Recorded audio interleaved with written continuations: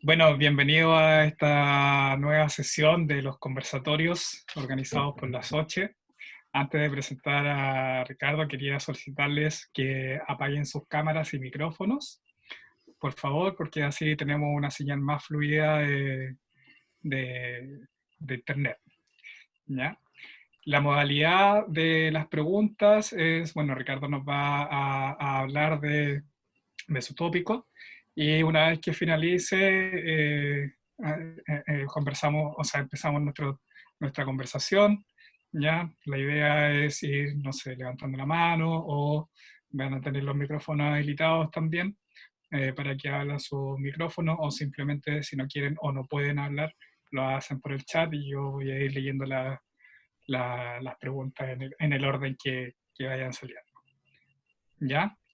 Así Perfecto. que, bueno, en esta ocasión tenemos a Ricardo Olea, quien es licenciado en matemática y estadístico eh, de la Pontificia Universidad Católica de Chile el año 2003.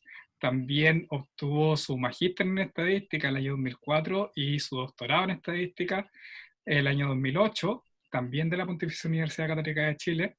Ricardo es profesor e investigador del Departamento de Estadística de la Pontificia Universidad Católica de Chile desde el año 2008 y su línea de investigación está enfocada en el desarrollo de nuevos modelos predictivos de serie de tiempo no estacionarios y actualmente está trabajando en innovación docente para la enseñanza de la estadística. Bien, Exacto. el tema de conversación que Ricardo nos va a entregar hoy se titula LS-INAR, un modelo de conteo localmente estacionario aplicado al COVID-19. Así que muchas gracias, Ricardo, por estar acá, es un placer. Y bueno, el conversatorio es todo tuyo. Perfecto. Y gracias, Eduardo, por la presentación. Un abrazo a todos aquí a la distancia. Es decir, estos conversatorios han sido súper entretenidos. Creo que me he perdido solamente uno. Y bueno, en estos conversatorios uno ha sacado varias ideas. Y yo, bueno, aquí les voy a contar lo que me ha pasado en estos meses, con estas charlas que he visto, ¿ya? Y algunas ideas que tomé para poder desempolvar algunos trabajos que tenía yo hecho hace tiempo y que, bueno, en este contexto de epidemia, aparentemente puede ser un aporte, ¿ya? Para explicar la evolución en alguna medida de datos de tipo COVID, ¿ya? Así que, bueno, aquí lo bautizamos, bueno, este es un modelo que yo empecé a trabajar hace unos años, hace como unos 4 o 5 años, con el profesor Pascal Bondon del CNRS, ya en Francia, un amigo, seguramente muchos de ustedes lo conocen, ha venido varias veces a Chile, colega de Wilfredo, ahí por ahí lo conocí, y nos pusimos a trabajar en esa época en los procesos INAR. ¿Ya? Yo no los conocía, para mí fue nuevo en ese tiempo, y hicimos una extensión de esos procesos, que los bautizamos como LSINAR, y ahora les voy a contar de qué trata, por qué ese nombre, qué cosas existen, y por qué cuando me invitaron a participar de este conversatorio, ¿por qué pensé en este modelo? ¿Ya? Lo vamos a ver durante la charla. Así que vamos a partir. Bueno, a mí me gusta mucho hacer clases, así que tengo mi lápiz, seguramente toda esta slide la voy a rayar completamente. Y bueno, ahí después se la dejaré a ustedes para que la tengan si quieren. ¿Ya? Vamos a ver. Entonces, hoy día, esta charla inicial, hay una introducción de por qué, la motivación con datos COVID y además por qué este proceso en particular. Voy a definir, a ustedes les voy a contar qué son estos procesos INAR, cuáles son sus propiedades, sus características, por qué son pueden ser algo tan ad hoc en este contexto, la extensión que estamos ofreciendo del ESINAR, un proceso, unas buenas simulaciones que yo hice para chequear que el estimador estaba funcionando relativamente bien, y la aplicación COVID-19. Un par de conclusiones y las referencias que seguramente irán apareciendo acá durante la charla. ¿Ya? Bueno, vean, muchos de ustedes seguramente en su formación, porque hay muchos estadísticos, seguramente hicieron un curso de serie de tiempo y conocieron los modelos ARMA. ¿Ya? Estos son los modelos ARMA, son de fines de los 70, hicieron muy populares al inicio de los 80 y durante ya casi 40 años han sufrido un montón de modificaciones, pero siguen siendo muy utilizados, pese a que tienen unos supuestos que en la práctica, y seguramente muchos que lo hayan utilizado, no siempre se cumplen. ¿Ya? Cuando uno tiene datos secuencialmente medidos en el tiempo, hay una característica que no hay que olvidar, que es ese orden predeterminado. Ese orden no lo podemos perder, porque si en el momento que nosotros desordenamos los datos, perdemos una información que es muy valiosa, que es lo que se llama la dependencia serial. ¿Por qué? Porque muchas veces cuando uno quiere hacer pronósticos, predecir el futuro, ¿ya? Un escenario que es súper cómodo es, bueno, debería seguir pasando lo que ha venido pasando, ¿ya? Que esa es como una idea muy light de lo que sería el concepto de estacionalidad, ¿ya? Bueno, en general, estos modelos de armas están pensados usualmente bajo datos que son continuos, también son datos pensando en gaussianos, ojalá que no tengan tendencia, usualmente de medida constante, varianza constante, y lo más importante es que la dependencia serial que uno podría tener en el tiempo también parezca constante. Y ahí es un dato no menor, porque usualmente eso no se cumple. ¿Ya? Por otra parte, cuando uno tiene datos de conteo, que es el contexto que estamos hoy día, contando fallecidos, contando nuevos casos, contando recuperados, es un conteo, ¿ya? Y en alguna medida, la cantidad de personas que estamos contando depende de la cantidad de test que estemos realizando. Entonces, hay un concepto que apareció, y ahora en las páginas del gobierno aparecen muchos gráficos que tienen que ver con la positividad, ¿ya? Y ese es el enfoque que yo voy a trabajar hoy día. Voy a trabajar con una serie de conteo, ¿ya? Que está construida en base al índice de positividad de los PCR, ¿ya? Y lo voy a hacer para un tema simplemente de ilustración, bajo el supuesto que si yo hiciera 100 PCRs, ¿cuántos de ellos tendría yo con resultado positivo de COVID? ¿Ya? Y en ese contexto, el primer punto que aparece aquí, que dice que los modelos ALMA, que se aplican usualmente datos que son medidos en el tiempo, en tiempo discreto, ¿ah? Es raro que uno lo ocupe para datos discretos, ¿ya? Pero se ocupa, ¿ya? Y bajo supuesto que estamos pensando en normalidad. Y hay un tema no menor, porque claro, si pensamos, por ejemplo, en datos de conteo tipo Poisson, la Poisson es una gran suma de Poissones, ya son muy gaussianos, pero cuando el conteo es chiquitito, ¿ah? Es un supuesto un poquito más fuerte, ¿ya? Entonces, el primer aporte de este modelo, que es el INAR, que es el que vamos a partir, es que es una alternativa al clásico modelo ARMA, ¿ya? Ya entonces ahí se lo va a definir. Y lo segundo que aparece como punto 2 es la característica de la estacionalidad, ¿ya?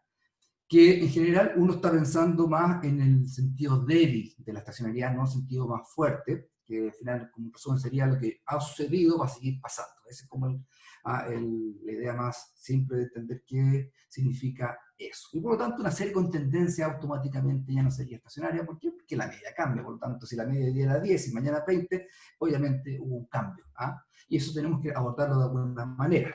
En ese contexto, ¿ah?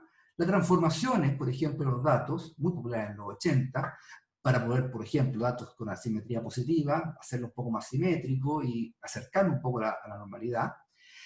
Modelar la tendencia, ¿ya? Modelar la tendencia, que es cosas que hemos visto durante estos conversatorios, por ejemplo, lo que propuso Dani, lo que propuso Felipe, que ir modelando la tendencia de distintos puntos de vista. En el caso de Felipe, eran varios quiebres durante temporales, es decir, eran muchas rectas que iban evolucionando en el tiempo. En el caso de Dani, hizo un modelo de tipo no lineal, ya que de tipo logístico, y bueno, y yo tomé esas dos ideas para poder incorporarla a este modelo que yo había estado trabajando, ¿ya? Entonces, como dice el tercer punto, es que por mucho que nosotros transformemos, ajustemos tendencias o apliquemos técnicas de diferenciación tanto a nivel regular como estacional, puede ser que no lleguemos a una serie del tipo debidamente estacionaria, que sería como el DERNE. ¿Ya? Entonces, en las últimas décadas, de hecho a partir de la mediados de los 90, Dalhaus introdujo un concepto que era, ok, no tengo estacionalidad, pero tengo dos mundos. Tengo el mundo no estacionario, que imagínense una serie con tendencia, y tengo este mundo estacionario, que es donde me gustaría estar para poder aplicar estos modelos que son más simples, que se han sido tan populares durante las últimas 4 décadas. ¿Qué pasaría si la evolución, el cambio que existe en los datos es lento, suave? Es decir, puede ser que una serie sin tendencia, pero su dependencia serial vaya cambiando. Entonces, esa evolución suave es la que Dalhousie en el año 96 la introduce, ¿ya? Y bueno, la desarrolla sobre todo con respecto a los modelos de corta memoria. Ahí nacen los modelos ARMA que varían en el tiempo, yo les llamo LS-ARMA, ¿ya? Y durante muchos años se trabajó en ese contexto, ¿ya? Posteriormente, en la siguiente década, verán 2009, yo con Wilfredo trabajamos bastante en el caso de larga dependencia. Y ahí extendimos los resultados de Dalhouse del año 96, pero para el contexto de larga memoria. ¿Ya? Posteriormente, junto con Guillermo, que está presente, trabajamos también con predicción en ese contexto. Con la Pilar Rubio hicimos un paquete en R que se llama LSTS, que hoy día salió del Task View de serie de tiempo porque los datos que se utilizaban como ejemplo requerían una librería que era R Data Market y salió de R, y por lo tanto salimos nosotros también y estamos en el repositorio, pero lo puede igual descargar. Y hace poco, junto con Ignacia, que también está presente, también propusimos otros métodos de estimación en el contexto de corta memoria, junto con Wilfredo, para este tipo de casos. ¿Ya? Bueno, ahora, ¿cuál es la idea? ¿Ya? La idea entonces es tomar este modelo ARMA, que es tan popular, pero llevarlo, darle la posibilidad de que evolucione en el tiempo, pero como tiene ese problema de que ahora tenemos datos de conteo, entonces vamos a tomar un modelo que es de conteo, ¿ya? Que es alternativa al ARMA clásico, pero con esta posibilidad de que evolucione. ¿Ya? Y antes de partir con la metodología, voy a tomar aquí los datos que yo quiero trabajar. Entonces, aquí, lo que yo le estoy presentando, una gran ventana de tiempo, es decir, ahí tengo como referencia el 3 de marzo, que es cuando partió todo este tema acá en Chile, y puse como un umbral, 3 de diciembre. ¿Ah? Así está bien, bien lejos todavía, todavía nos quedan unos meses para poder llegar a esa época. Y ahí la serie que ustedes están viendo, ¿ya? Es una serie que yo construí en base a los datos que aparecen, que entrega el MinSal, que reporta diariamente el gobierno, que es la positividad, que no es más que el número de reportes que informa todos los días el ministro y dividido por el número de test asociado a ese reporte. Es decir, es un porcentaje. Pero llegué y lo transformé y lo multipliqué por 100 y lo trunqué. Es decir, construí una serie ¿ya? De tiempo, ¿ya? Que elimina ese SEO que hace una semana atrás fue súper polémico, que decía que el gobierno mentía porque había disminuido los test y por eso habían bajado los casos. Bueno, esta serie no tiene ese problema. Y cuando vino Dani, hace una semana atrás, y propuso un modelo distinto al modelo SIR, que también ha sido publicado en los medios y que muchos también departamentos de salud pública están ajustando y reportando semanalmente su evolución, Dani propuso un modelo tipo logístico. ¿Ya? Entonces, lo que propuso Dani hace una semana atrás fue algo así, algo de ese estilo. ¿Ya? Y en el último conversatorio le dieron un contexto de por qué eso tenía tanto sentido. ¿Se acuerdan que de ahí estaba la distribución logística y su derivada era como la velocidad y tomaba esta forma? Ahora, cuando uno mira estos datos, ¿ah? Uno se da cuenta de lo siguiente, que aparentemente ya tuvimos un pico. Que no, este comportamiento no se ve en todas las series, es decir, en esta serie en particular se ve que está aquí. Entonces, aquí es cuando el ministro estaba hablando en esa época, a mediados de mayo, a mediados de, claro, a principio de mayo por ahí, no, en abril, a fines de abril, estaba hablando de la nueva normalidad. Es ahí. En ese contexto, ¿ah? Ya habíamos alcanzado un pico, claro, todavía no venía el invierno, así, de seguro esto iba a aumentar en algún momento, pero claro, uno cuando ve este gráfico dice, sí, mira, es decir, no culpo al ministro por hablar de nueva normalidad, pero se podrían aguantar un par de semanas, porque un par de semanas deberíamos haber estado por acá. ¿Ah? Entonces, ahí la gente se relajó, el virus se fue a los sectores más poniente y sur de la región metropolitana, y ahí alcanzamos estos picos que nosotros tenemos, pero lo bueno es que ya uno ya está viendo, a diferencia de otros países, que ya alcanzamos el pic y vamos a la baja.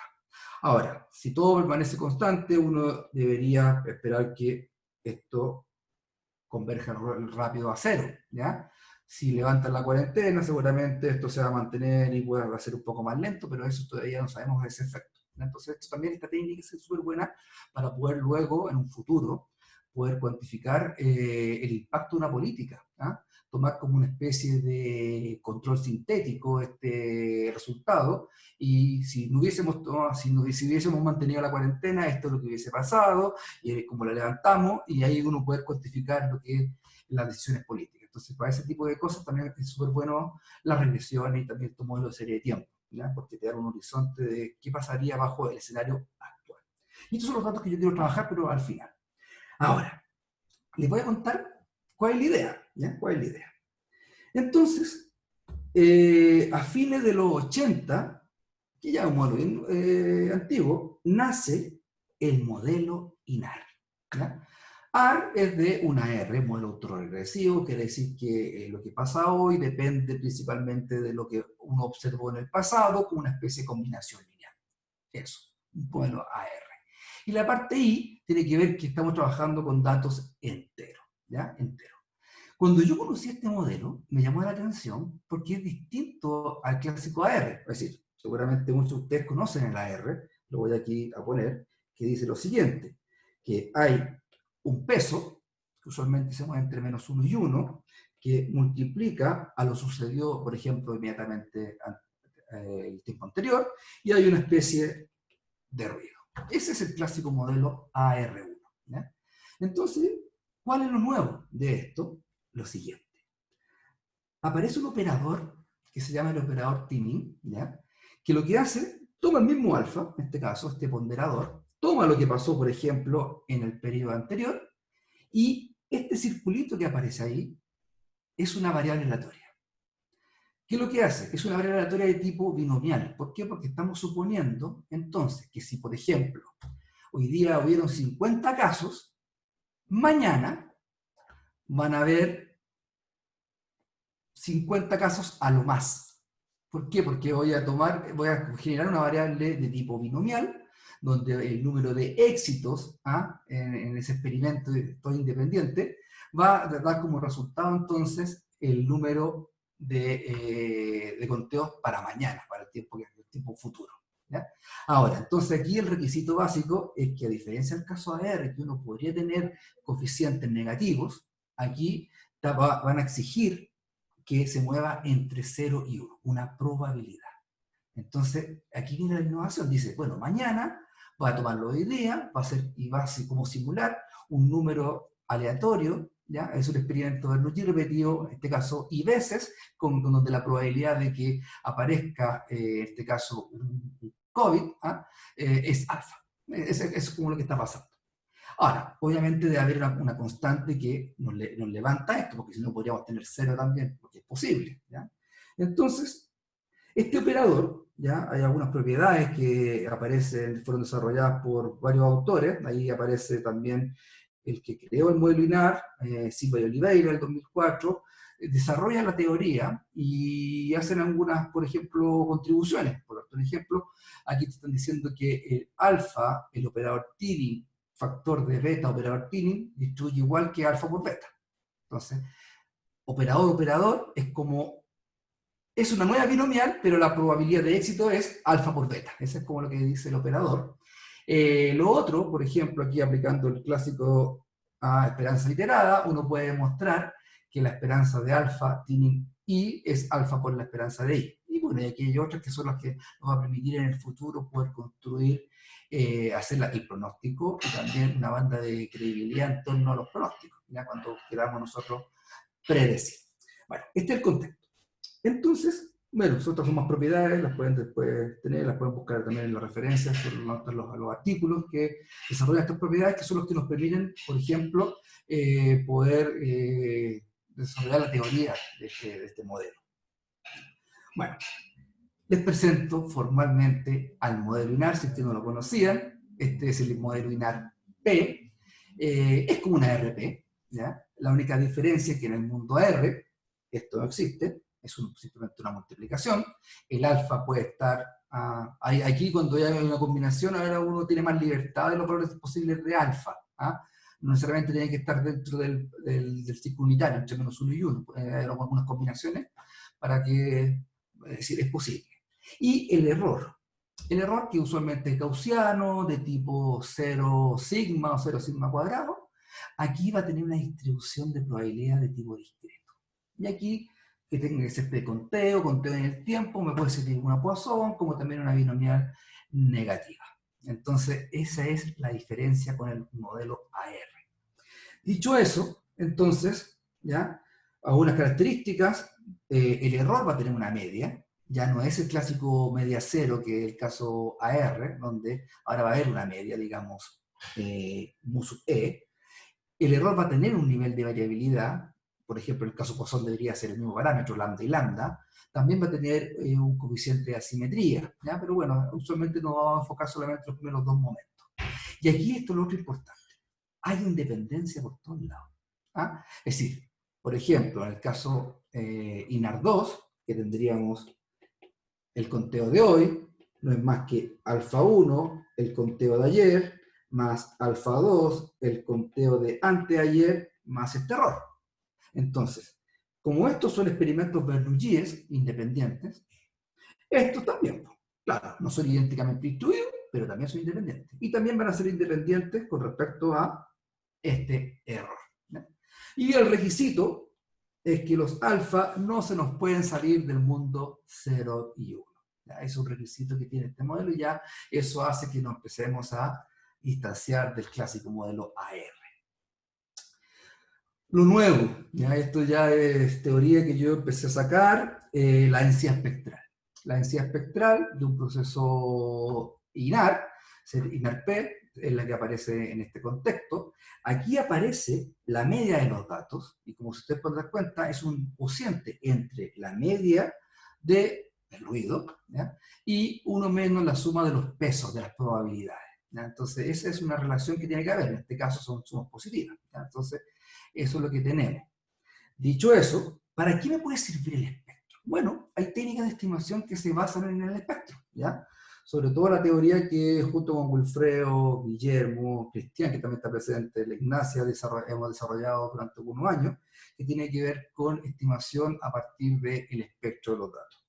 Bueno, entonces aquí aparece una verosimilitud, ¿ya? En base a la densidad espectral y al periodograma de los datos. ¿Ya? Entonces, el estimador de Whittle se basa en esta expresión, y lo que queremos hacer ahora, en vez de comparar la dependencia serial, que usualmente uno la ve con los gráficos de autocorrelación, aquí lo que queremos nosotros ver es comparar el espectro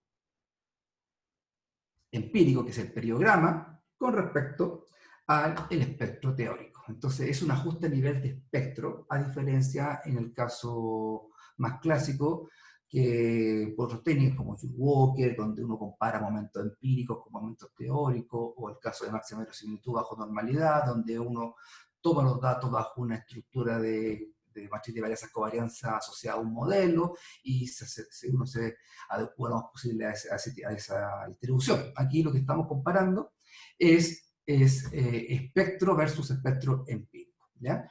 En el año 2097, Dalhaus muestra las propiedades para el caso ARMA, que varía en el tiempo. Junto con Wilfredo mostramos que también esta técnica funciona súper bien para el caso de larga dependencia. ¿Ya?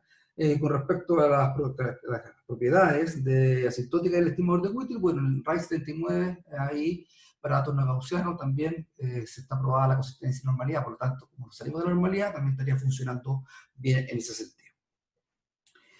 Ahora, ¿qué me pasa a mí? Que cuando me puse a jugar con esto, me topé muchas veces con datos que no tenían que ser necesariamente conteo positivo, es decir, no vivir lo natural y los cardinales, también eran enteros, ¿ya?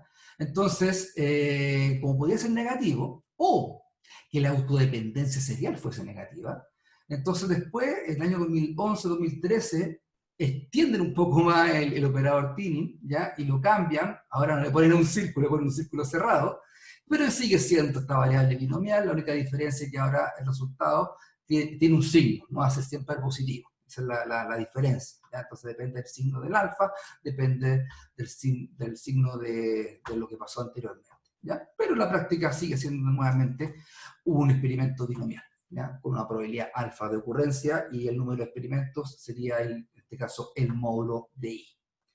Dicho eso, lo nuevo. Cuando uno tiene la posibilidad de hacer modelos de serie de tiempo, seguramente cuando uno empieza a pensar en los supuestos que están por detrás, uno usualmente cuando dice, bueno, tengo media constante, y uno se queda tranquilo. ¿Por qué? Porque ahí uno tiene una estacionalidad débil en media, es decir, por lo menos que la media sea constante. El segundo requisito es el nivel de variabilidad. Cuando la variabilidad empieza a crecer, usualmente uno transforma los datos para que eso se controle, y por lo tanto el segundo tema es que la varianza también sea constante. Y muchas veces los que hacen ajustan modelos de serie de tiempo, hasta ahí llega. Pero cuando uno tiene la posibilidad de ir a ver la dependencia serial, ¿qué debería pasar? Que, por ejemplo, la correlación, algo tan simple como la correlación, por ejemplo, aquí, debería ser la misma que acá. Y si eso no ocurre, ¿ah? Entonces aplicar un modelo de tipo ARMA no sería correcto. ¿Por qué? Porque uno está estimando bajo ese supuesto que es constante. Que es constante. Entonces, ¿cuál es la contribución que nosotros hacemos? Es, bueno, dejemos que evolucione en el tiempo. ¿Cómo? Bueno, si antes el parámetro alfa 1, alfa 2, alfa p estaban fijos y no cambiaban en el tiempo, ahora vamos a permitir. Pero la idea es que ese cambio sea suave, ¿ya? Y para poder jugar, para que el espacio paramétrico no se nos escape, hay una especie de truco, que es el siguiente. ¿Ah? Vamos a tener un umbral, por eso yo puse el umbral, en este caso el 3 de diciembre, ¿ya?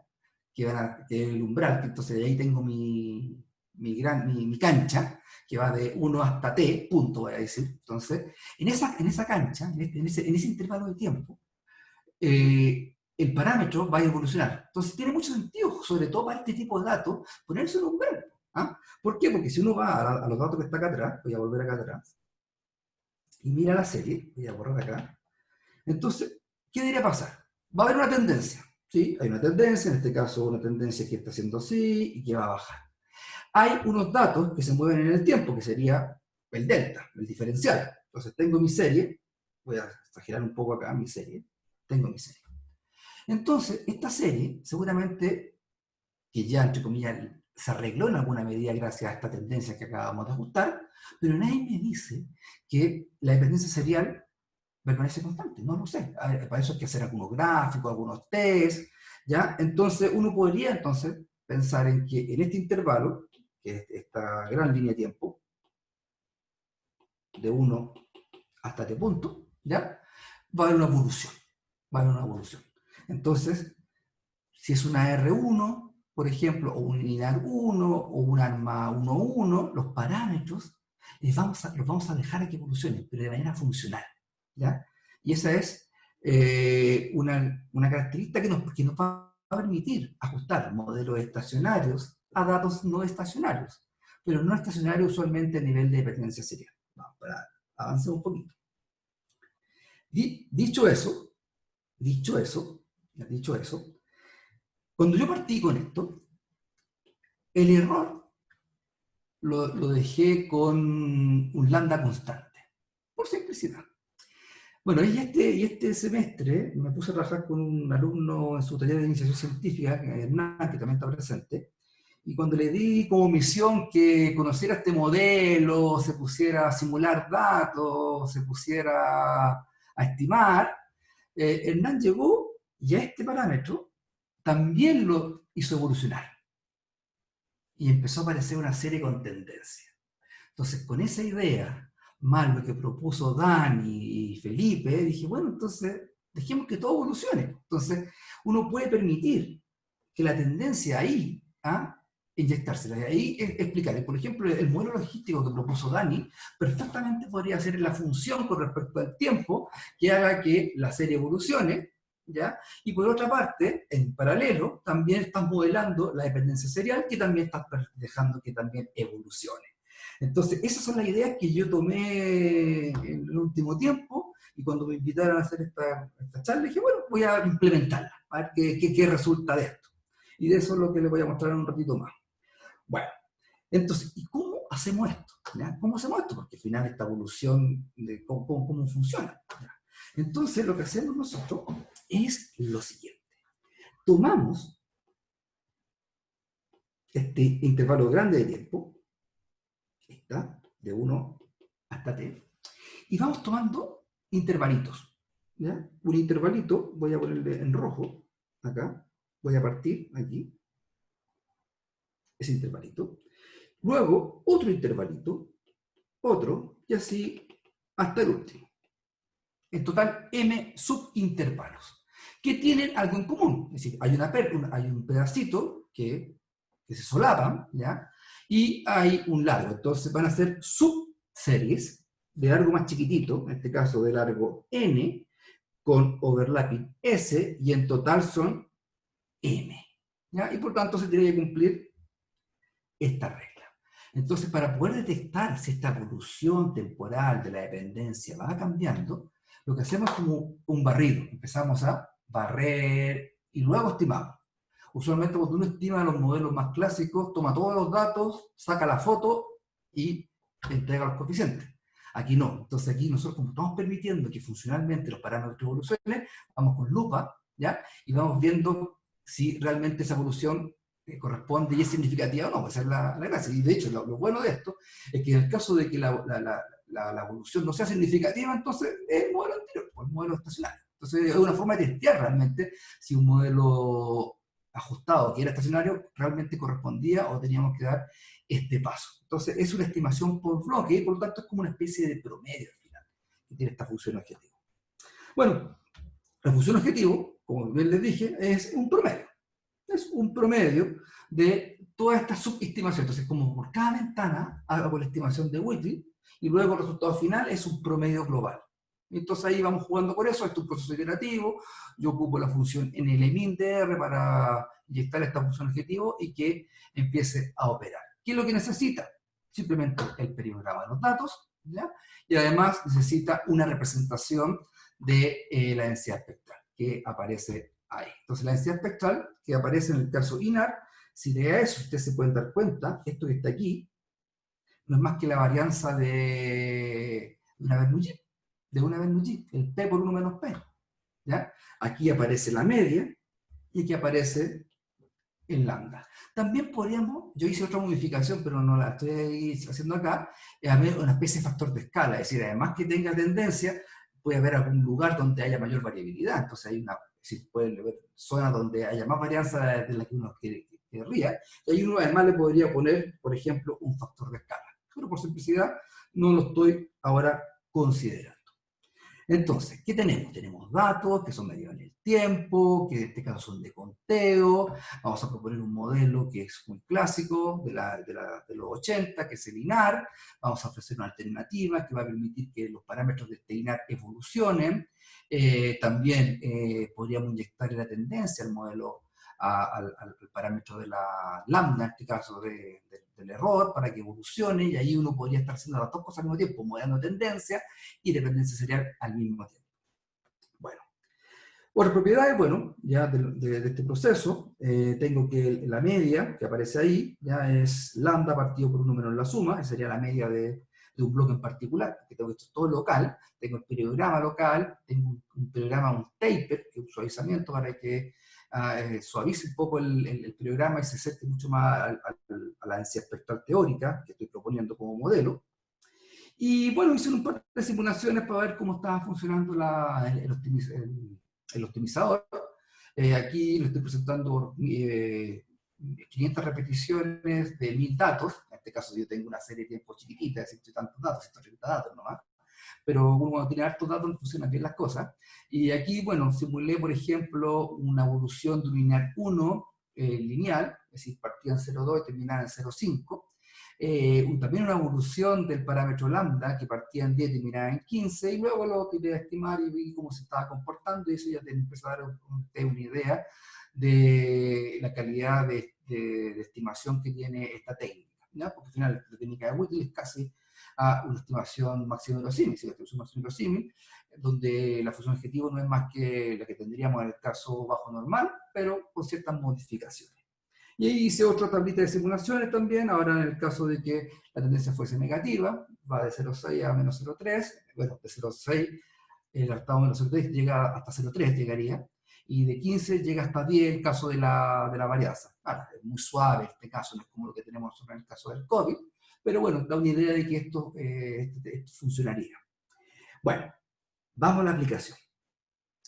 Bueno, cuando me enfrenté a estos datos y los construí, yo lo primero que hice fue hacer lo que hizo Dani, ¿ya? Lo que hizo Dani, y llegué y ajusté esta logística, hice esto, con una cierta inclinación, y, y hace poco, hace creo que una semana, el gobierno liberó estos datos. No estaban, cuando yo empecé a jugar con esos datos no estaban.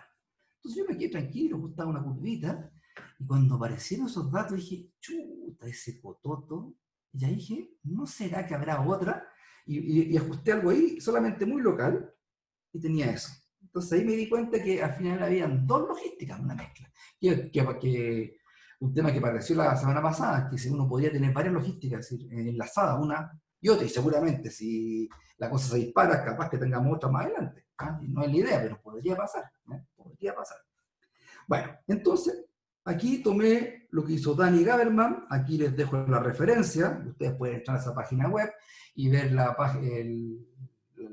que tienen, lo que hizo él con sus alumnos, donde tiene una plataforma que hace predicciones a corto y largo plazo con este tipo de modelos. Y yo tomé el modelo de Dani y lo ajusté en este caso dos veces a los datos y quedó algo así.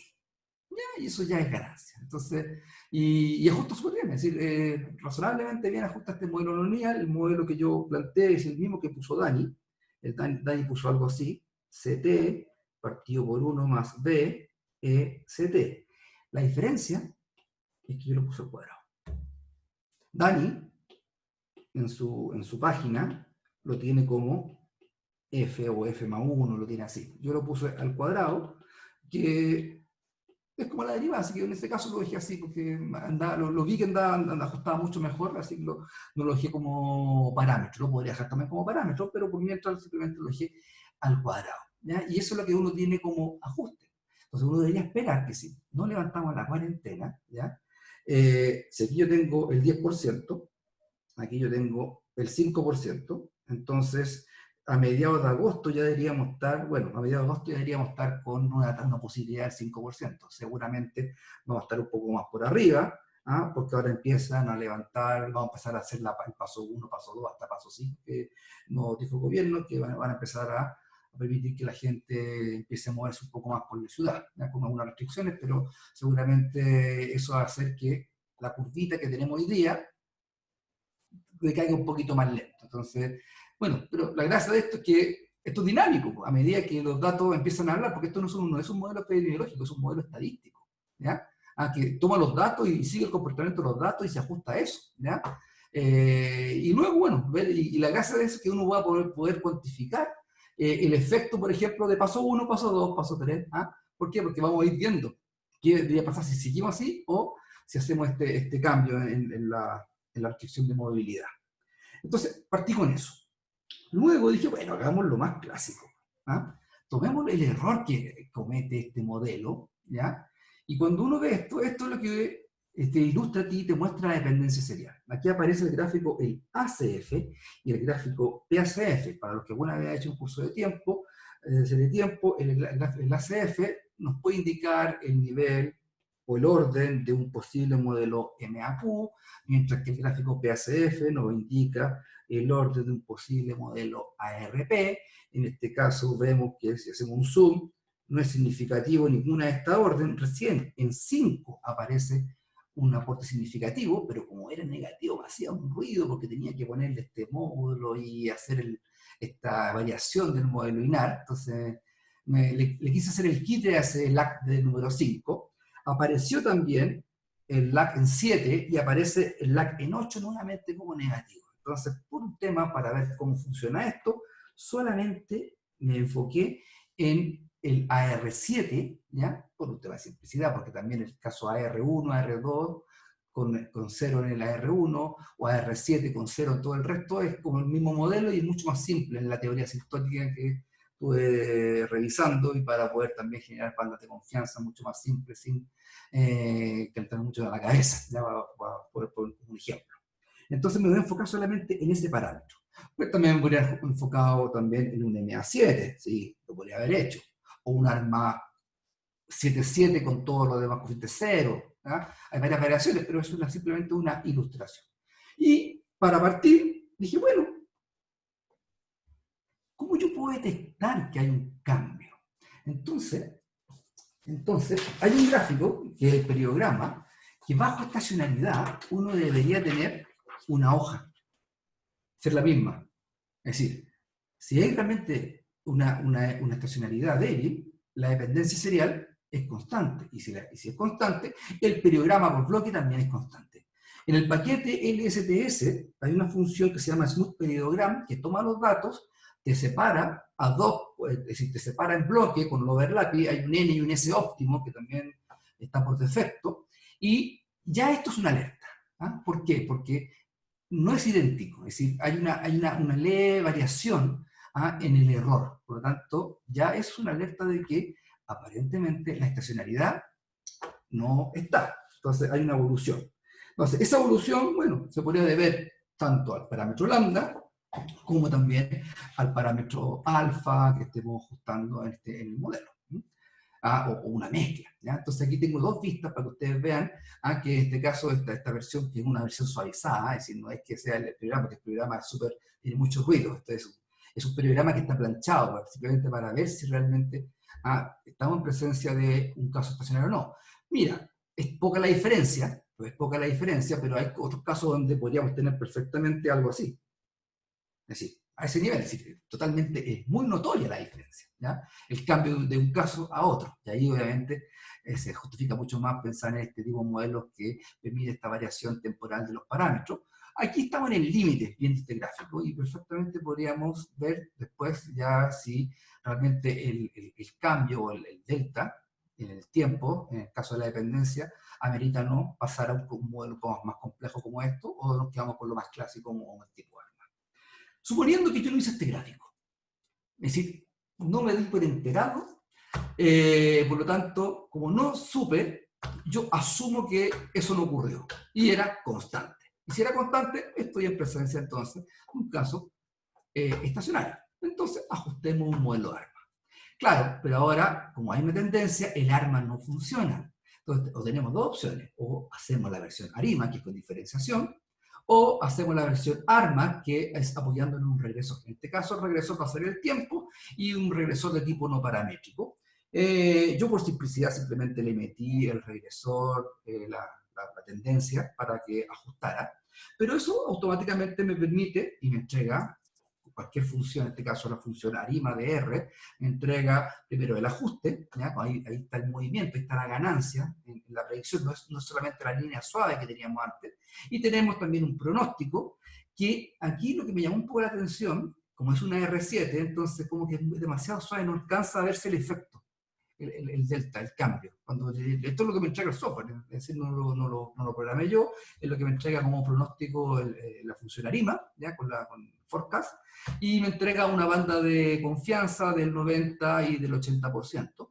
Me gusta mucho el MAPE como indicador de calidad de ajuste, que compara el error sobre el error absoluto, da lo mismo si es por arriba o por abajo, con respecto al verdadero valor, ¿ya? Y en este caso el ajuste tiene un error del 16,5% en el caso ARMA. El coeficiente AR, si ustedes se pueden dar cuenta, yo lo ajusté, dio 0,15 con un error de 0,8, yo solamente multiplico por todo el error, sería como 17, 18, y no alcanza una significancia que es la que nos gusta mucho a nosotros, que es de eso, bajo el 5%, tiene una significancia bajo un 10, ¿ya?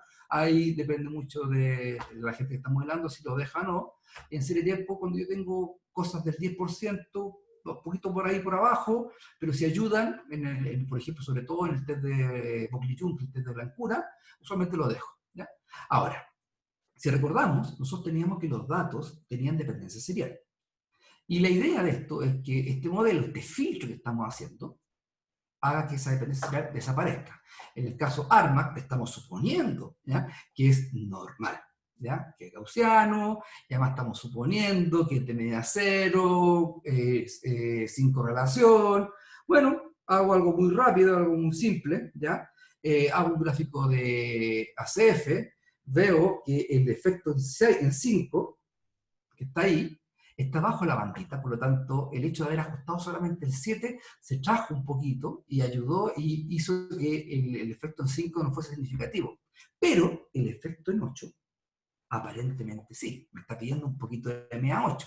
Cuando uno mira el gráfico de Poklejun, vemos que a medida que íbamos avanzando, la independencia se iba apoyando. Cuando llegamos a 5, se baja un poquito, pero no da para bajo la banda, por lo tanto se mantiene la independencia. Luego nuevamente sigue subiendo y después en 8 nuevamente baja. Pero no baja tanto como para poder retrasar la independencia. Es decir, el gráfico ACF, que está aquí, sí, me decía, ojo, el lag 8 te está penando, eso te va a producir un error, que es secuencial, y eso te va a traer problemas, pero estadísticamente es como que fuese un ruido. Entonces, el modelo ARMAX clásico funcionaría, pero ojo, bajo un supuesto, que realmente el delta entre esta tendencia roja, que era el modelo de Dani, y el dato verdadero, realmente en una serie estacionaria, por lo menos en el sentido débil, ¿ya? Mientras que el gráfico, el superior dice que, ojo, hay un poquito de variación, así que hay que tener un poquito cuidado.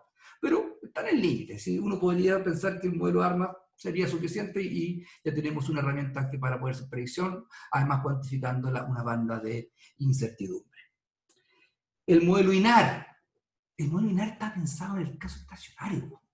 Entonces, mi primer problema que tuve que ver es cómo hago esto, ¿ya? Entonces, aquí hice la versión, es un híbrido, la versión INART, y ¿cómo lo hice? ¿Ya? ¿Cómo lo hice para que hiciera este ajuste? Fui a mi función objetivo, que está acá atrás, muy atrás, aquí, y lo único que hice fue lo siguiente. Tomé esta tendencia, por un tema de simplicidad nomás, ¿ya? Y se la resté a los datos para poder calcular el periograma. Ahí simplemente, entonces, lo hice ahí, lo inyecté. Solamente lo inyecté ahí y luego hice todo el resto.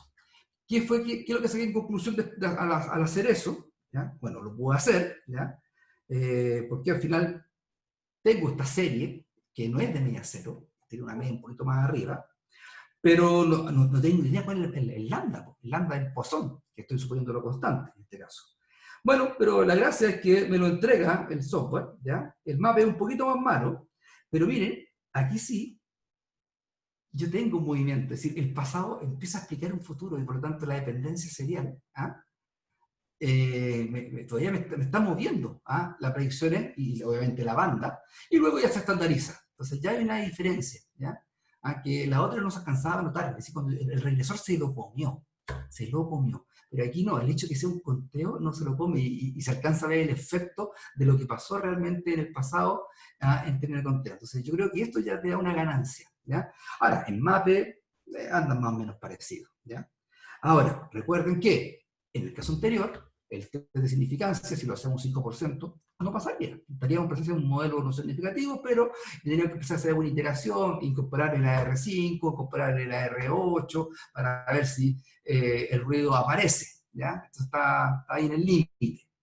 En este caso, al hacer el test, como tengo esta función objetivo, lo hago de manera con el Hessiano, invierto el Hessiano y con eso calculo la versión empírica del error estándar, no para no sacar la versión teórica, y en este caso, a diferencia del caso anterior, ¿ya? Yo sí tengo que el alfa, que en este caso dio 0,22, ¿ya? Sí resultó ser estadísticamente significativo, y el lambda me da cercano a 10, y si uno va a ver el caso anterior, yo tengo que conversa con la varianza, están en sintonía, es decir, muy parecidos los valores, ¿ya?, que uno está obteniendo, ¿ya? Y bueno, y tengo esta contribución. Bueno, después dije ya, por un tema de tiempo, tuve que implementar esta función. Yo tomé lo que tenía del paquete LSTS, que estaba hecho para armas, lo modifiqué un poco, ¿ya? Y cómo ajusté el caso INAR, ¿ya? En el caso LS-INAR, lo que hice, ¿ya? Lo que hice fue tomar ahora, calcular el sistema por un tema de tiempo, porque mi intención era que el lambda fuese el que evolucionaba con la función que Dani propuso, pero por un tema de tiempo no lo alcancé a ajustar, así que está en desarrollo. Así que simplemente tomé localmente el promedio de la ventanita y para efectos prácticos para calcular el periodograma, y luego hice el ajuste. Solamente, yo te lo puse el coeficiente, me dio, no lo puse, pero lo puedo ver, pero el coeficiente, es que no mal no recuerdo, es una recta, componente negativa, es una recta que el alfa, que evoluciona en el tiempo, creo que me dio 0.3 menos 0.15 aproximadamente de partido por t, es decir, va bajando un poquito. ¿Ya? Ahora, no cambia mucho, porque al final, si ustedes se dan cuenta, la otra me había dado 0.22, entonces está como entre medio, está como entre medio. Entonces, al final esto lo que me hace, me entrega un ajuste un poco más fino, un poco más fino. No varía mucho con respecto al caso anterior, es decir, la ganancia es muy marginal, en el caso del MAPE.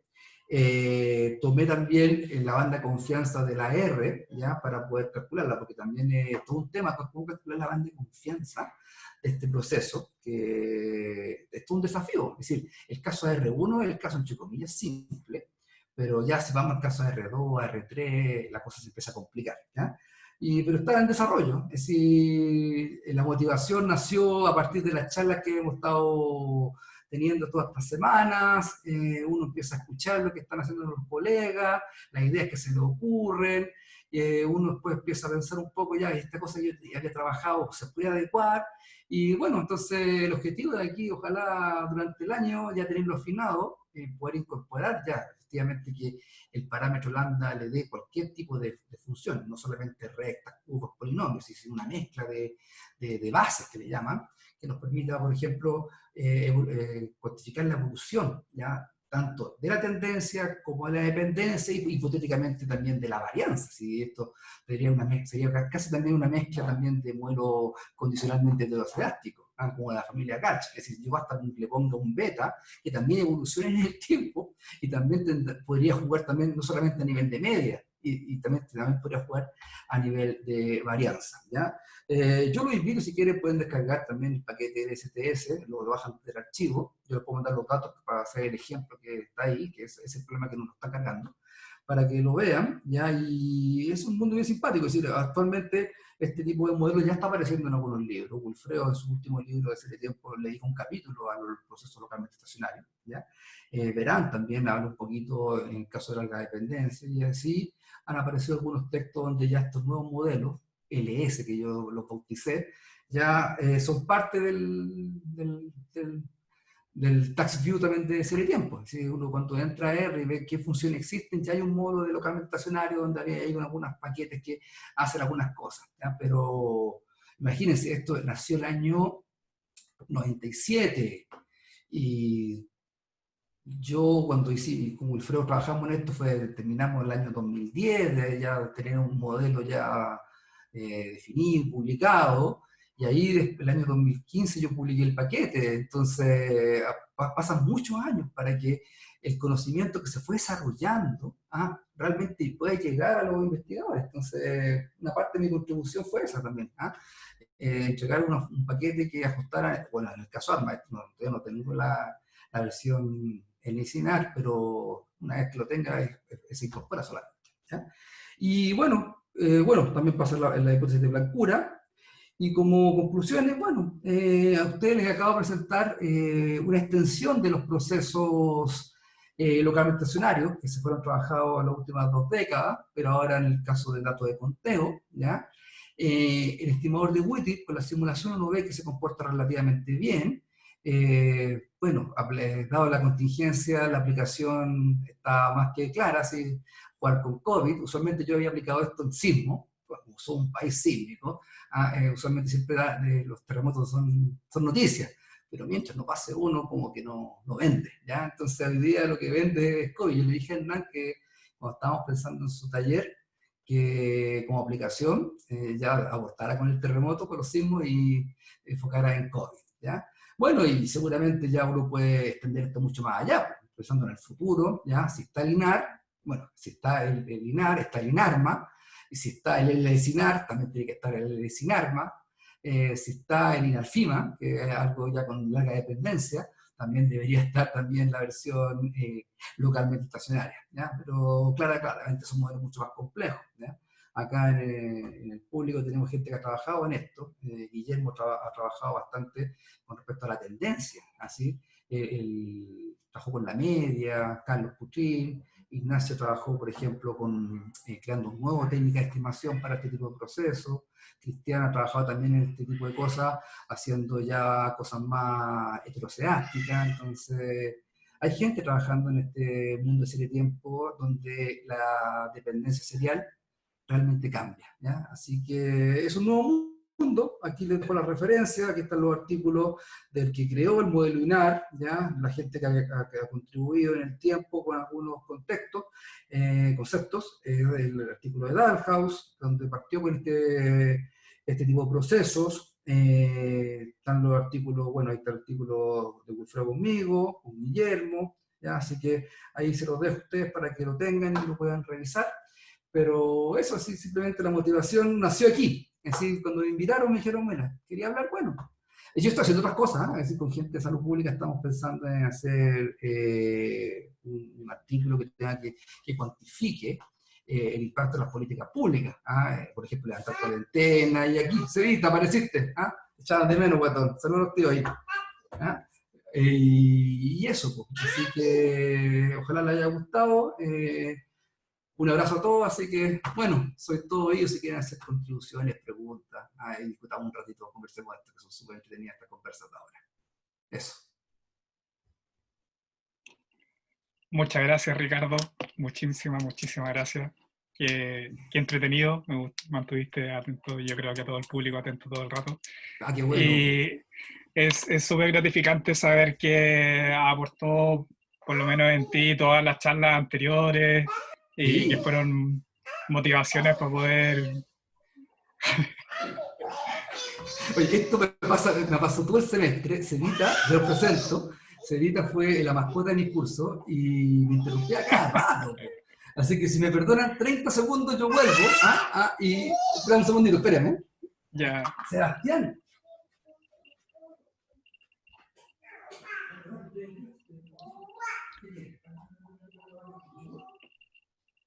Bueno, por mientras pueden ir haciendo sus preguntas en el chat si quieren.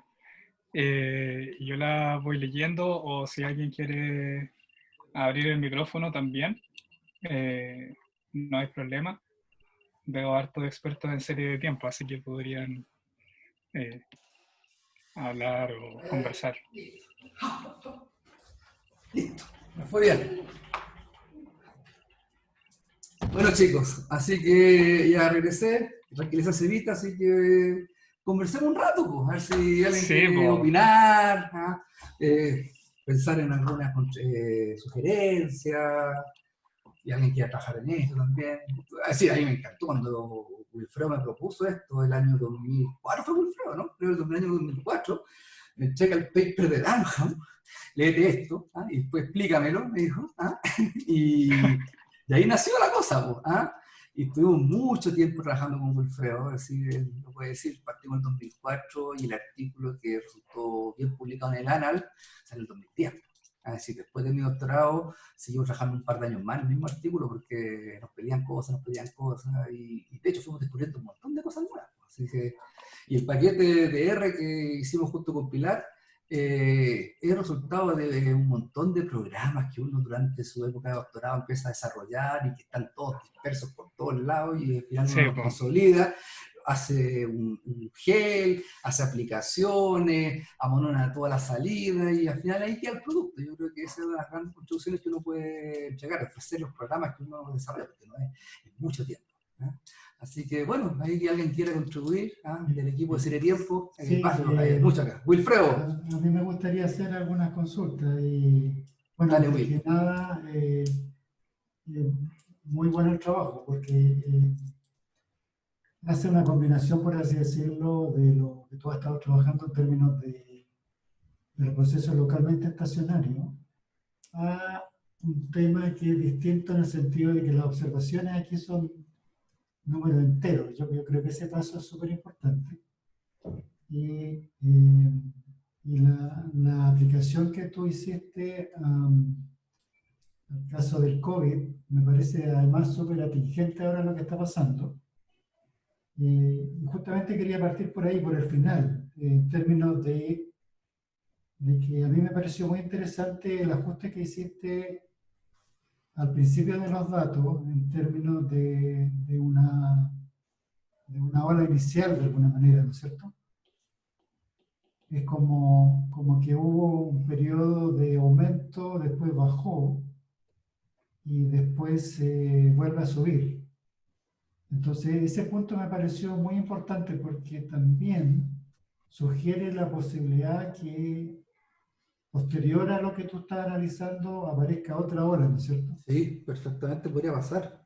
Entonces, ahí mi consulta era un poquito si el modelo tuyo puede de alguna manera dar algún indicio de esa ola. Yo entiendo que los datos hasta el momento, me parece, al verlos, me parece que no sugieren eso. Pero ¿no es Podría. cierto? Por la experiencia en otros países, no, te estoy pensando en vuelta, pero a lo mejor como uno ha visto esta serie en otros países, a lo mejor uno podría también estimar la posibilidad de que haya como un aumento en los casos posterior a las predicciones. Y de alguna manera entonces el predictor final va a ser como una combinación de lo que tú tienes con un delta más, digamos, que venga de otras realidades. Exactamente, es decir, podría pasar eso perfectamente. Y lo otro es que uno también podría poner ya dentro del modelo, claro, serían muchos parámetros, porque ya aquí son, en la primera parte son 3 parámetros, llevo 6, uno podría hipotéticamente proponer que aquí también va a pasar lo mismo, no tengo idea cuál va a ser la magnitud, porque todavía no ha pasado, ¿ya? Y por lo tanto todavía va a ser 0, pero a medida que empiezan a haber data, si la data empieza a indicar algo, en algún momento algo así, por ejemplo, perfectamente, el modelo ahí empieza a capturar y debería empezar a encontrar el umbral y te va a ofrecer algunos umbrales, que es más o menos lo que hace Dani en su página web. ¿Ah? Es más o menos que ya teniendo la idea que la ola va a bajar, entonces uno ya empieza a aprender la ola es que el pico, aquí va a quedar, aquí va a quedar. Entonces, uno podría incorporar eso. ¿Ya?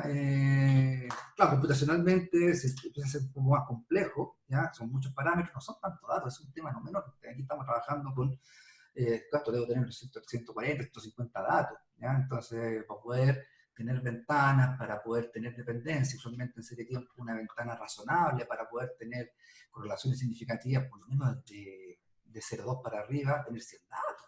¿Ah? Entonces, ventanas con 100 datos me da poco overlapping. Entonces, y para ver tanto cambio, entonces tengo que empezar a simplificar el tamaño de las ventanas, hacer un poquito más chiquitito, y obviamente eso agranda los intervalos del caso ACF, y correlaciones que aparentemente podrían ser importantes, no van a ser importantes. Entonces, hay un tema aquí no menor, es el caso del N, de los pocos datos. Nosotros como Wilfredo trabajábamos con serie de tiempos de climatología que tenían 2.500 datos, entonces en ese caso estábamos sobrados cariño con las ventanas, pero acá es un desafío no menor. De hecho, a mí no me había tocado, porque siempre nuestras aplicaciones habían sido con datos, con una gran cantidad de datos, usualmente en climatología. Entonces teníamos anillos de crecimiento, que teníamos árboles con 2.000, 3.000 datos, o teníamos sedimento en cavernas, que tenía 4.000 datos, eso pasaba. Entonces ahora enfrentarse primero a datos, a poca data, que tiene un cambio en tendencia, y para detectar el cambio serial cuesta. De hecho, por eso yo creo que pasaba mucho que el subperiodogram, el delta no era tan notorio. Eso yo creo que ahí es una buena herramienta esta para poder quedarse con el arma, porque si es tan poquito, me quedo con el arma, no trabajo más allá, pese a que no es técnica de modelos para conteo. ¿Ya? Pero uno puede con imaginación, uno puede empezar a hacer cosas acá, esto lo hemos conversado varias veces con Will también, así que sí, y lo otro sería poner un proxy, es decir, no sé, pues tomar cosas como ha pasado en Irán, parece que tiene una segunda ola, entonces cuantificar la ola más grande versus la ola más chica, tener Es decir, un ponderador también se podría hacer perfectamente. ¿Ah? Tomar la ola más grande y ahora hacer un 10% de la ola que viene. ¿Ah? Y ajustarla. Pero ¿cuándo se viene? Ahora, yo creo que se va a venir un poquito. Mi intuición. ¿Ya? Mi intuición. Estaba pensando, por ejemplo, si uno tuviera datos de, por ejemplo, de otros países o, por ejemplo, en Estados Unidos, si uno tuviera datos de los diferentes estados, entonces ahí uno tendría, por ejemplo, cómo se ha comportado el fenómeno después que finaliza como la parte principal. Sí. Por ejemplo, hay muchos estados en Estados Unidos actualmente que están en la segunda ola, ¿no es cierto?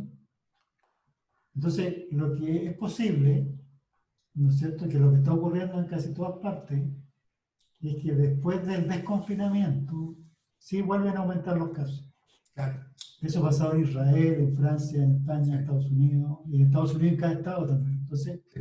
Cada estado es un país para nosotros ya. claro, porque en el fondo el análisis que tú tienes es súper bueno en términos de que no hubiera una segunda ola, ¿no es cierto? Pero existe una probabilidad relativamente alta de que sí exista una ola, una siguiente ola. Entonces, en ese sentido, uno podría de alguna manera simular cuándo podría ocurrir eso y cuánto sería el pic, Claro. que sería como más chiquitito. Sí. ¿Cierto? Nunca va a llegar al máximo que tú tienes actualmente. Porque de alguna manera eso podría complementar el análisis, porque si una persona ve esta curva, la que tú tienes, ¿no es cierto?, posiblemente vaya a deducir, ¿no es cierto? Va a deducir, ya sea independiente del modelo que use, ya sea la RIMA o el NARX, va a deducir que esto va a tender a cero. Claro. ¿No es cierto? Pero bajo las condiciones actuales, ese es el supuesto. Claro. Claro. Claro, y uno puede poner los escenarios, es decir, uno puede poner. Sí, seguramente eso se puede hacer. Me hizo pensar en el análisis contrafactual. Sí, el profesor, el profesor Wilfredo, estuvimos haciendo este tipo de análisis como controles sintéticos para poder comparar, sobre todo en época de crisis, las promos, así que el efecto que tiene. Es decir, una crisis, por ejemplo, ¿cuál es el efecto? En este caso, ¿cuál es el efecto de una política pública, como levantar una cuarentena? Es decir, ¿cuál es el efecto de los pasos? Uno puede, por esto, al tiro, rápido.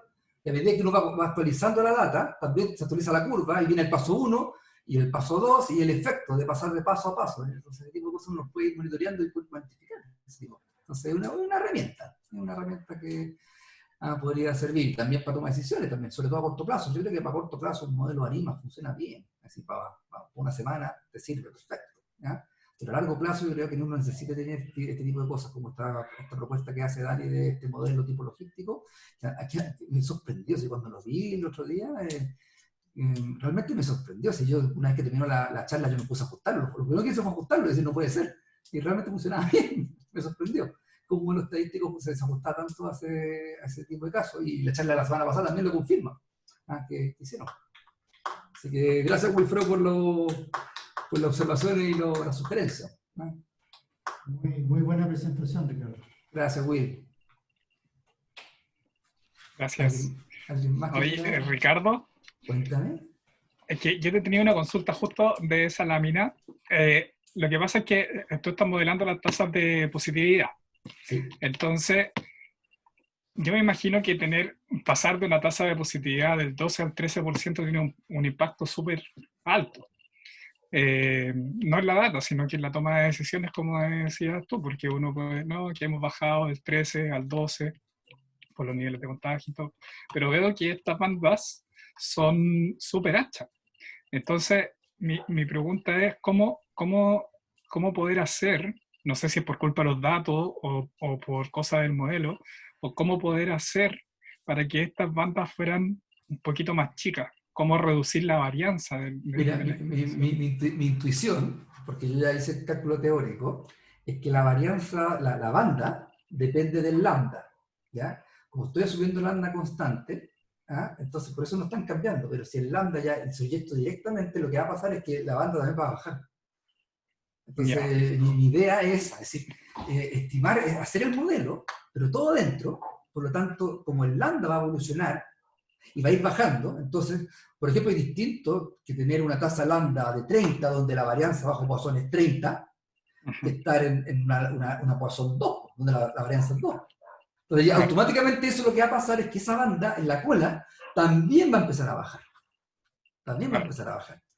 Yo me puse a jugar con el Linear 1 y funcionaba así, pero justo los datos no tenían nada Linear 1, así que tuve que generalizar y tuve que llegar al Linear 7, buscando la tasa positiva. Así, al final, uno no busca los datos que tomé, claro, solamente son los ejemplos que uno busca para aplicación, que busca datos claro, donde sea simple. Aquí me tiré con los datos reales como salieron y me traté de acomodar a ellos, ¿no? sí, Y eso le agregó una complejidad, ¿ya? Pero me entretuvo un montón. Así que yo cuando me invitaste tú hace un par de semanas, yo dije, creo que sí, sin tener nada, mucho nada, tenía buena idea nomás. ¿Ah? Y hiciste trabajar un rato, es decir, desempolvar funciones, pero está bien, pues, programar. hay que Así que, entretenerse. no, entretenido, entretenido. Sí, el tema es que justo estamos cerrando semestre de la Católica, entonces no había mucho tiempo. Sí, ¿Ah? sí, Pero no, está bien, disculpa. no, pero de que me entretuve un montón. Entonces, obviamente esto se puede mejorar. Ya uno con varios meses trabajando sobre esto ya seguramente va a converger a algo mucho más bonito. ¿Ya? Así que, pero a partir está bien. Sí. Yo que contento con Sí, los resultados, sí, va a por partir, va a partir, supuesto. va a partir, como O está sea, bien. o sea, ya que ajuste y que ajuste bien, eh, Sí, pues. como súper entretenido. Y la Entretenido. otra pregunta que tenía era que es justamente por el lambda, que el lambda es una función de el t chico partido en el t grande, ¿no? Que el Claro, u. esa es la idea, esa es la idea.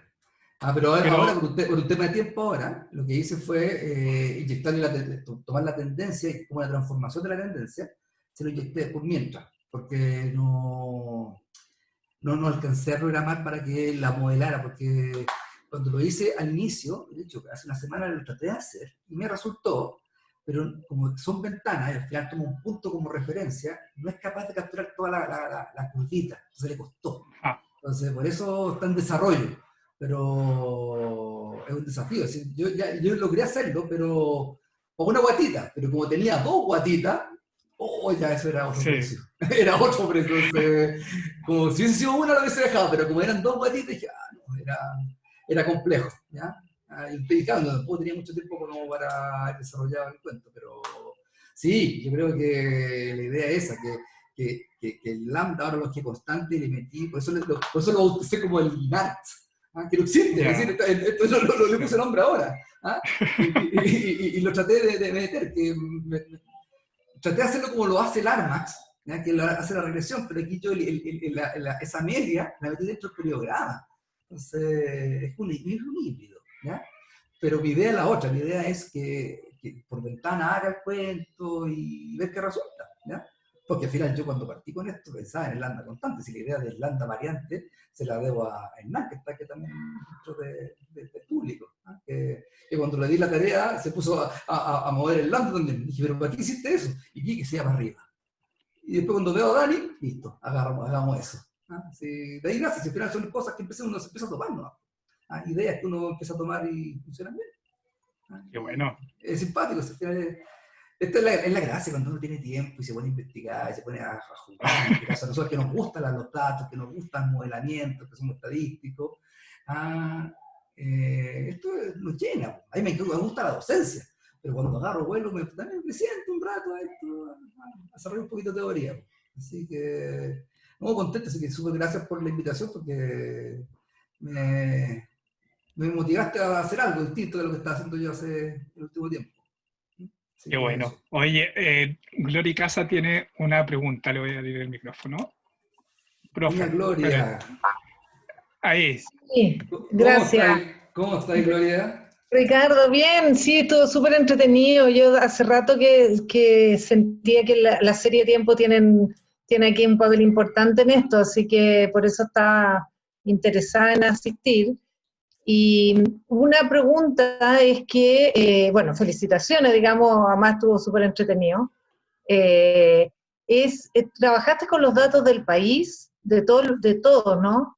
Sí, Ya, es que ahí, sí, la sugerencia sería que lo tratara, intenta con la región metropolitana, porque las regiones todavía se mueven muy diferentes. sí, Cada una tiene su energía local bien sí, diferente, y la RM, bueno, es el 80% de los datos, así que sí, yo creo que eso te mete ruido. puede Que ser, sería, puede ser, sí, sí, puede ser. entonces, Es que sí, claro, como por un tema de simplicidad me metía a datos.gov, ¿qué tienen? Listo, bajé el caso, listo, bajé sí, nomás los datos, trabajar, pero sí, seguramente uno puede trabajar ahí en cosas mucho más locales. ¿Sí? Estoy de acuerdo, de hecho, claro. una de esas puede que el cototo que tengo al inicio desaparezca, una de esas. ¿Ah? No, te va a aparecer, no, sí, estos datos reflejan la realidad nacional, porque son Sí, 80, 85, no sé cuántos, sí, sí. es la realidad, o sea, la RM es casi todo el país, pero el aporte de las regiones te mete ruido, ¿te Sí. fijas? Entonces la RM trabaja más como una unidad, y además las cuarentenas, y qué sé yo, han sido localizadas más bien. Entonces creo que te mete mucho ruido las regiones, y te permitiría Bajar la jugar más. varianza. Sí, sí, sí. Sí, seguramente. Entonces, ah, pero está bueno. Esa vez se la va a dar en NAN cuando tenga que presentar su taller de iniciación científica. ¿Ah? Ya, Que lo haga eso. con, lo haga con Es RN. buena idea, pues, ¿Ah, buena sí, idea. po? ¿Ah? Reproducir en la RM y ver qué diferencia, cómo cambia el modelo. Está bueno. Sí, Sí. está bueno, sí. Vamos a ver qué pasa. Ya, genial. Gracias, Gloria. No, de nada. ¿Alguien más? Sí, Darlene Soto me hizo unas preguntas por interno. ¿Cómo estáis, Y Darlene? por ahí anda la Darlene dando vueltas. ¿Está todavía o no? Parece que sí. ¿Y a qué pregunta? Para que escuche las respuestas, porque Ah, no, se fueron, ¿no? no sé. Bueno, pregunta que cómo elegiste la ventana eh, cuando haces la estimación local, y si es que es una serie de tiempo igualmente espaciada. Esas son dos preguntas. Y la tercera es si el objetivo es hacer forecasting. Sí, bueno, ese tema del INE fue un tema que hemos hablado con Wilfredo mucho tiempo. De hecho, hay varios artículos que solamente trabaja ese tema, el INE. Nosotros, me acuerdo, hace ya, ¿cuánto estamos en 2020? Hace como 10 años, un poquito más, hicimos experimentos empíricos para ver cuál es el N y el Doppler y el DS óptimo para la calidad de ajuste. Nosotros llegamos en esa época a la conclusión de que el número de datos elevado a 0.8 te da un N razonable, y el SN, y para el S es como un 20% del N. Esos son datos empíricos, y que lo tengo por defecto en la función, en el paquete de R, que está en el STS, lo hace por defecto así, pero uno también lo puede imputar, ahí poner a 1 a 2. Pues quitarle el overlap, hacerlo más grande, más chico, eso está paramétrico. Pero si no lo pone, uno por defecto hace ese tipo de cálculo, que coincidía con un resultado anterior que habían publicado Dalton también, que hemos revisado la literatura. Entonces, pero fue un tema, de hecho, me acuerdo los referees nos preguntaban, ¿y este N, y este S, cómo lo trabajan?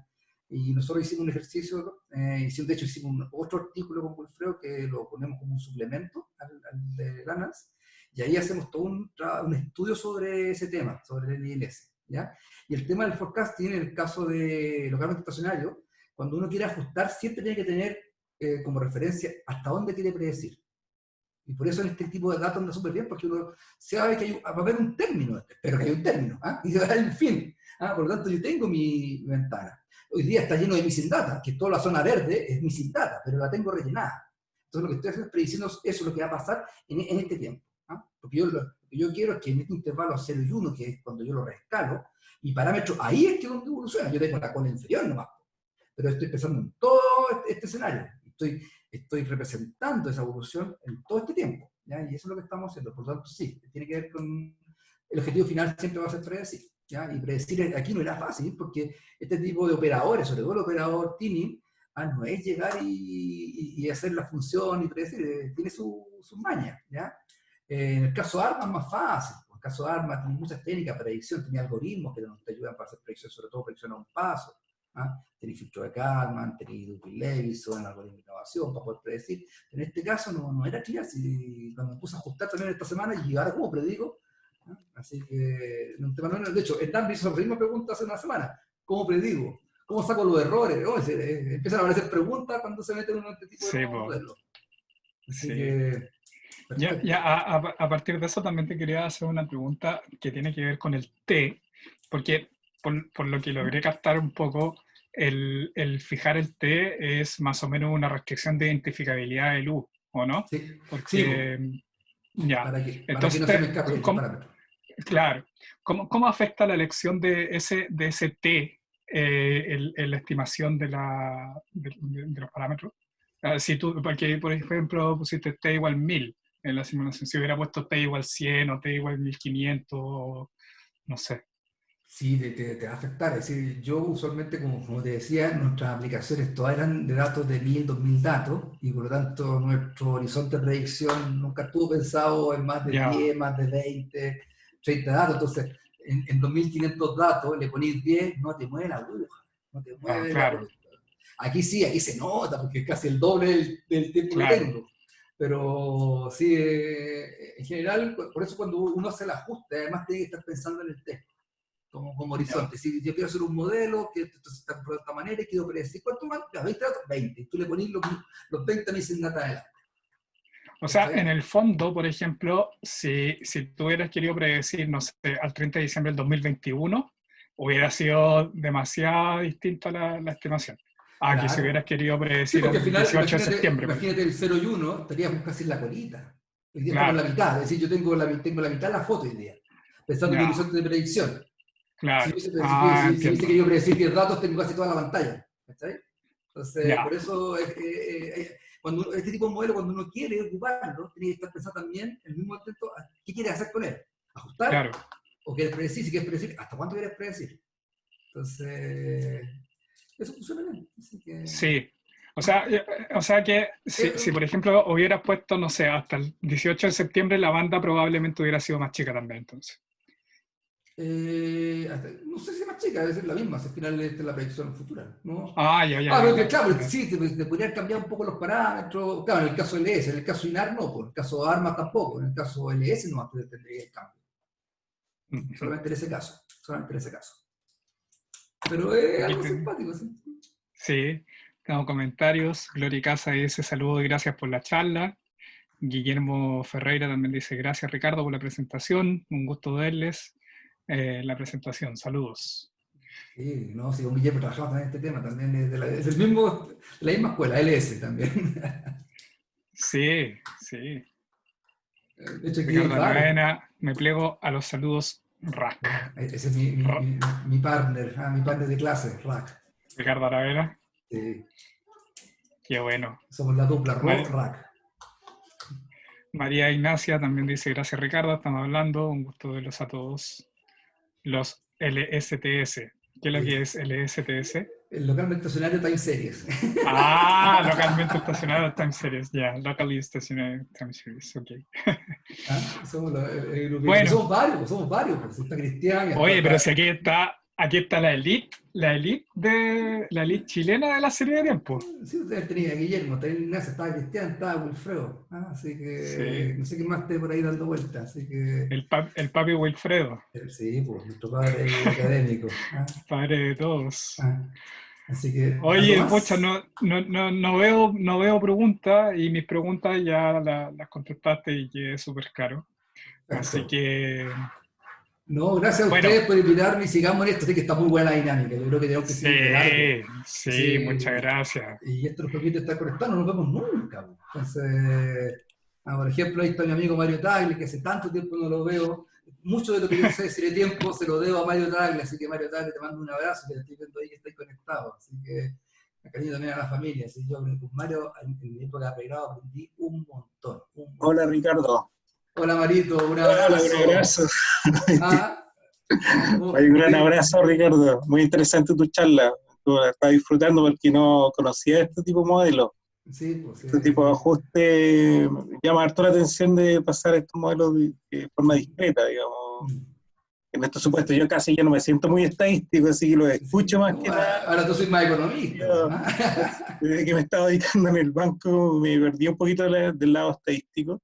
Ya. Pero sí he seguido las charlas, las encuentro muy interesantes, y también es interesante cómo se va abriendo la investigación y cómo cada uno va aportando de diferentes formas, de puntos de vista, el desarrollo que va teniendo, por un lado, la estadística. Claro. Siempre he hecho un poquito de menos como de a lo que me sucede, digamos, que y se tocó un poco la semana pasada, aunque no pude asistir a la charla, pero la escuché en YouTube, Ya. respecto a que la calidad del dato, o sea, generalmente los modelos estadísticos trabajan sobre el supuesto de De la buena fe. claro, de que hay un muestreo, de alguna forma, ¿cierto? Y tengo la impresión de que en el caso de este tipo de pandemia, se está subestimando bastante la cantidad de población que está afectada, ya que hay muchas personas que posiblemente se infectaron, Sí. pero no fueron a vacunarse. Pero mira, yo hablé, por ejemplo, con gente... Pero básicamente es lo que las personas que sintieron algún síntoma se fueron a hacer el PCR, y ahí algunos les resultó que están infectados, otros que no. Entonces, de alguna forma, siempre, a lo mejor me equivoco mucho, yo digo ya hace mucha salida estadística, pero tiendo a pensar de que hay mucha subestimación finalmente de la población, de cuánto deberían estar afectados. Pero mira, llega algo que dijo Dani la otra vez, que es muy cierto. Ok, somos conscientes de que los datos no representan realmente la tasa de positividad actual del país, eso es verdad, porque la forma de tomar los datos es como se da, es decir, una pandemia es fase 1, el que te llega es el que está súper mal y va al hospital. Fase 2, recién ahí empezar a hacer la trazabilidad y empiezan a aparecer más casos porque empiezan a hacer test, sobre todo en la población que es vital para el funcionamiento del país, como militares, médicos, también políticos, ¿ah? Y luego ya en las fases 3 o 4 uno empieza a tener datos que tienen que abarcar más y se acerca mucho más a la realidad.